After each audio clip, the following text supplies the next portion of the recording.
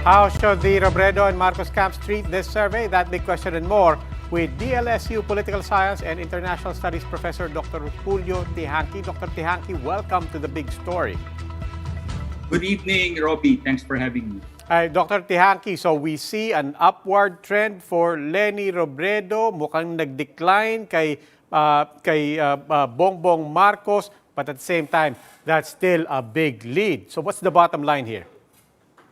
Well, after a brief period between January and February where the needles seem to have been frozen, we are now seeing some movement. No? And the latest Pulse Asia survey is now reflecting the dramatic twists and turns in the past month. No? And the survey confirms what the other credible surveys like SWS, Octa Research, and Lilo have been hinting, that BBM at this point might have already peaked, with his numbers. On the other hand, we are seeing groundswell of support for Leni Robredo, and it appears that, and we have to confirm this in the succeeding surveys, that she's gaining momentum, as your report have already mentioned.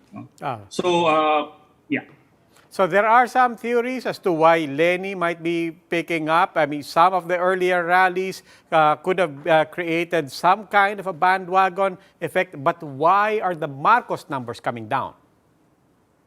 Well, obviously, for a combination of factors, first and foremost would be the unanswered issues like the estate tax and other controversies, and perhaps his refusal to attend the forums and debates. And this is reminiscent of how FPJ lost the election in 2004.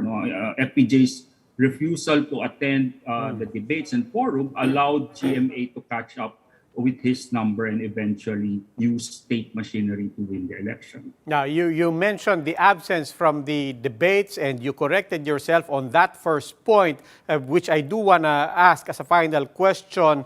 The estate taxes, what will that mean for the rest of the campaign? This will be the Damocles sword on top of his head. It will affect his numbers eventually. His numbers are unprecedented, but BBM appears to be not unbeatable. Okay, maraming salamat po, Dr. Teehankee. That was Dr. Julio Teehankee, DLSE professor. How are the other presidential candidates reacting to the latest Pulse Asia survey? Gretch gives us a rundown.